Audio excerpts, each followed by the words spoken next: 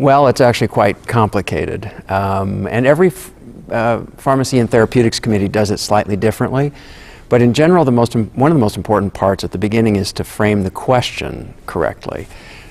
Is this going to be a comparison of a new drug versus placebo, or are they more interested in how a new drug compares to an existing alternative?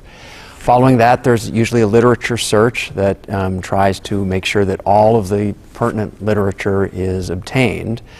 And then there's a process of judging the quality of those individual articles and summing up a judgment about the overall strength of the body of evidence.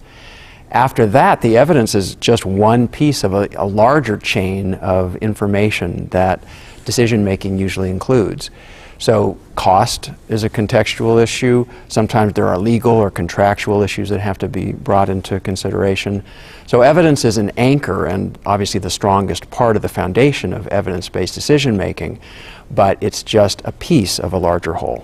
So when people are trying to sort out what the strength of evidence is behind something, I think it's helpful to realize that that's really made up of two kind of components. One is when you look at all the harms and the benefits of a drug, what's the overall balance? What's the net health benefit? And then you have to also think almost simultaneously about what's your level of certainty in that net health benefit.